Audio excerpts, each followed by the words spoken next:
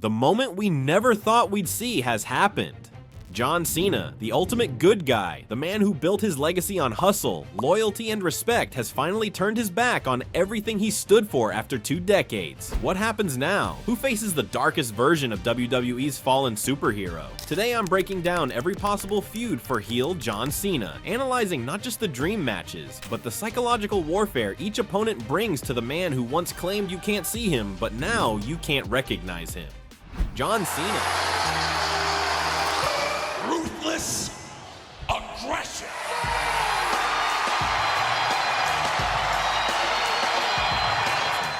John Cena, the man who spent 20 years preaching never give up, turning heel to destroy that very idea? That's the core of a feud between Cena and Cody Rhodes. This wouldn't just be about a championship, it would be a war of ideals, a clash between 2 men who claim to represent the American dream, but in completely different ways. For 2 decades, Cena embodied the self-made success story, overcoming obstacles through sheer determination. Cody, on the other hand, left WWE, bet on himself, and returned to finish his story. Both men connect with fans through perseverance and optimism, but a heel Cena would shatter that narrative. Imagine Cena tearing into Rhodes, calling his American dream nothing more than silver spoon entitlement. He could argue that while he built his career from nothing, Cody rode Dusty Rhodes' legacy. The promos would be brutal, filled with resentment for a fan base that rejected Cena for years, yet immediately embraced Cody. The same fans who booed me for being too wholesome are now cheering your Disney fairy tale?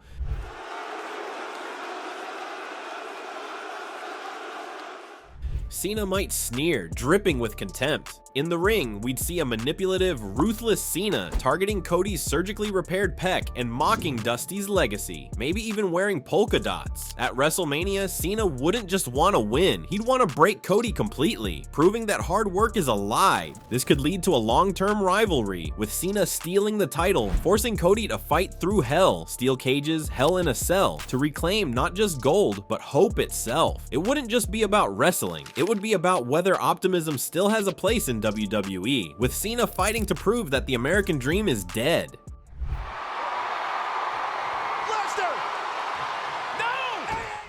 If destroying hope was just the beginning of John Cena's descent into darkness, his next move would be even more unsettling, targeting Rey Mysterio, a man who embodies wrestling's rich legacy of respect and tradition. Cena wouldn't attack Rey for championships or status, but to erase everything his former self stood for. Imagine Cena interrupting a Rey Mysterio retirement teaser as fans chant "Thank you, Rey." Cena walks to the ring, eyes filled with cold curiosity, before delivering a chilling message. "You're not just a wrestler with a mask, you're a reminder of everything I wasted 20 years believing in." The rivalry would center on Rey's mask, a sacred symbol of his identity. Cena wouldn't just try to defeat Mysterio, he'd try to rip away his legacy, taunting, "Without it, what are you? Just another small man who stayed too long." Each near unmasking would send shockwaves through the audience, raising the stakes beyond a typical wrestling feud. Championship match, Rey Mysterio and John Cena, and it's the second championship match of the night. In the ring, Cena would be merciless, weaponizing his strength like never before. Imagine Rey attempting a Hurricane Rana, only for Cena to catch him mid-air and powerbomb him onto the announce table. Or picture a 619 counter, where Cena grabs Rey's legs and slams him into the ring post with ruthless precision. He's now going to go the Mysterio route. High risk. Adding another layer of torment, Cena would manipulate Dominic Mysterio, offering mentorship while threatening Rey. "I can finish what you started with him, or finish you in front of him." The rivalry would climax in a career-defining stipulation match, with Cena introducing a new finisher, a modified STF targeting Rey's mask, forcing him to choose between tapping out or losing his identity. This feud wouldn't just be about dominance, it would be about Cena proving that respect is weakness, and power is the only truth left in WWE.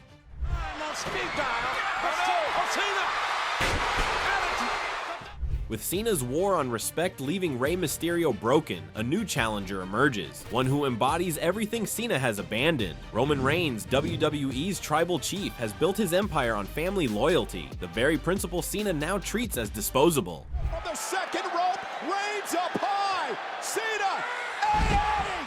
When a man who once preached loyalty aligns with The Rock, a figure who once turned his back on Roman's legacy, the stage is set for a clash of opposing worldviews. This isn't just about championship gold, it's a philosophical war. Roman sees his reign as an ancestral responsibility, every decision guided by the question, does this honor the family? Hell yes, I'll be there! Hell yes, I will be your partner! Meanwhile, Cena has become WWE's most dangerous mercenary, serving only himself while calling it honesty. Their first promo would be electric. Roman, cold and measured, says, "You pretend you've evolved, John, but I see through you. You didn't evolve. You broke." The camera cuts to Cena, his unsettling smirk intact. He fires back, "That's rich coming from you, Roman. How many years did you force yourself to be the guy, the hero these people rejected?" Each exchange would cut deeper than any wrestling move, exposing uncomfortable truths. But this battle would escalate into faction warfare. The Bloodline, united behind their tribal chief, versus Cena and possibly The Rock, igniting a struggle that shakes WWE's foundation. Weekly tension would rise as alliances shift, betrayals loom, and even Jimmy or Jey Uso question their loyalties. Cena rolls through. The power of Cena. Another AA. The match itself would be a masterclass in storytelling, a brutal war of psychology and philosophy. But as Cena's ruthless approach isolates him, he begins to realize abandoning loyalty leaves you truly alone. His supposed ally, The Rock, may prove unreliable, while Roman draws strength from his family. In the end, Cena wouldn't just lose the match, he'd be forced to confront the emptiness of his new path, planting the first seeds of doubt in his heel persona. He's got him. Nails it. Here's the cover. We count. They say the deepest wounds come not from enemies, but from those we trust. As R-Truth posts messages like, "Say it ain't so, John," Cena doesn't see an opponent, he sees a symbol of the blind faith he now despises, a faith he's determined to destroy. R-Truth's bond with Cena runs deeper than most realize. Beneath the comedy lies a wrestler who credits Cena as a mentor. From rap battles to tag team moments, their history is rich. A young kid or an old person. Whoa! I'll always ask him, "Hey, who's your favorite superstar?" But now, it only serves as a painful reminder of what's been lost. Even as the world embraced Cena's dark transformation, Truth refused to believe it. His social media became a chronicle of denial. This isn't the real John. The Cenation leader is still in there somewhere.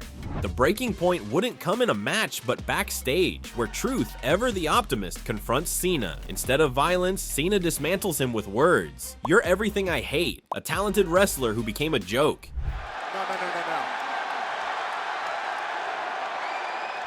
"You sold your dignity for laughs, while I sold my soul for power." What this rivalry isn't just about the ring, it's psychological warfare. Cena would force Truth to confront his wasted potential. "You could have been champion, but you chased an invisible title instead." But something shifts. Truth begins evolving. The comedy fades, his intensity sharpens. This isn't just about Cena, it's about reclaiming himself. Their match would be an emotional war. Truth's heart keeps him in the fight, pushing Cena to his limits. But Cena's final act of cruelty seals the feud. Take advantage. Oh my God. Cena looking to take advantage. Oh my God. Not just defeating Truth, but breaking him. As Truth extends a hand in respect, Cena feigns reciprocation, only to strike again. And in that moment, a flicker of regret crosses Cena's face. Not redemption, not yet, but the first crack in his villainous facade.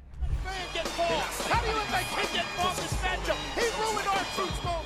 A villainous Cena wouldn't just seek victories, he'd seek to rewrite history, erasing the so-called future of WWE before it could ever surpass him. John Cena! And that puts one man directly in his crosshairs, Seth Rollins. Rollins built his career on adaptation, reinventing himself time and time again to stay ahead. Cena never needed to. He thrived on one thing, consistency. But now, a twisted, ruthless Cena would frame that as Rollins' greatest weakness.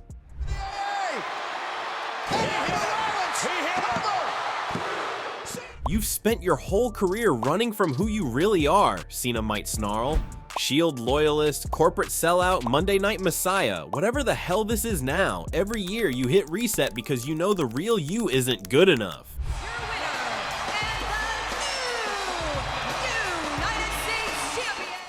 This wouldn't be a rivalry, it would be an exorcism. Cena would dissect every chapter of Rollins' journey, forcing him to confront his own contradictions. The promos would be venomous, filled with resentment and twisted truth. You don't have a legacy, Seth, you have gimmicks, and once they stop singing your song, you'll be nothing.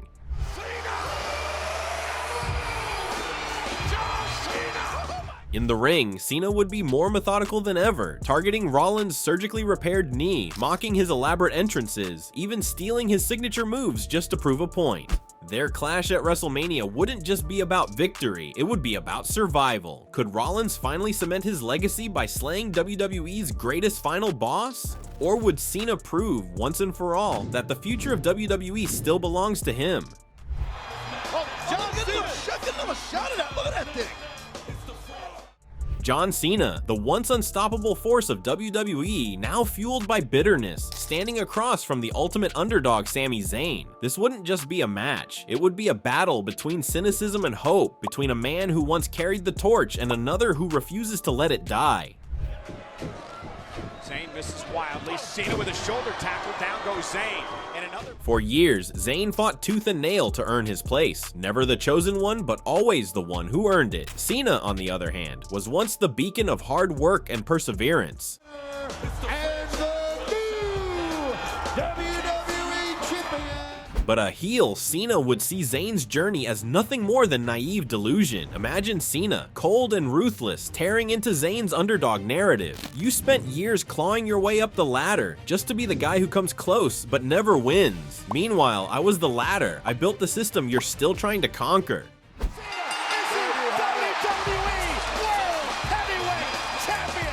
Cena would mock Zayn's years of struggle, belittling him for craving validation from fans who once rejected Cena himself. He'd see Zayn not as a worthy opponent, but as a symbol of everything he now despises. The desperate dreamers, the believers. You think your heart makes you special, it makes you pathetic. He'd target Zayn's past injuries, manipulating his self-doubt, making every match a psychological war.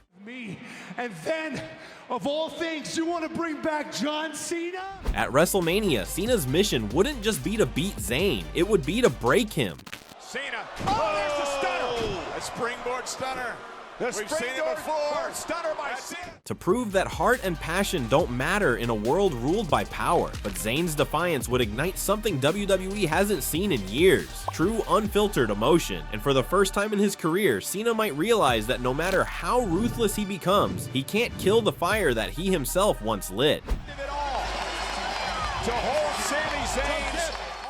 As we step back and look at the bigger picture, John Cena's heel turn represents something far more significant than just a character change. It sounds impossible, but if you know anything about me, nothing's impossible. This transformation opens the door to deeper storytelling possibilities that WWE has rarely explored with its top-tier heroes. You want some? Come get some! The darker themes that heel Cena could bring to the table aren't just about shocking moments. Ruthless aggression. They're about creating narratives with genuine psychological depth. What makes this potential final run truly fascinating is how it might reshape WWE's approach to character evolution.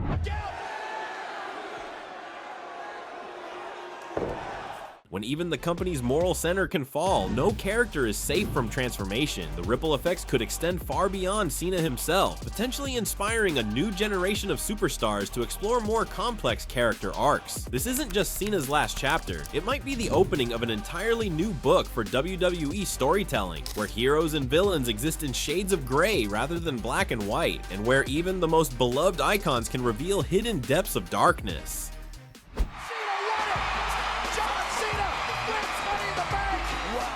Which feud do you think will play out perfectly in this chapter of heel John Cena? Let me know your thoughts in the comments, and don't forget to like and subscribe for more amazing wrestling content only on Smackverse.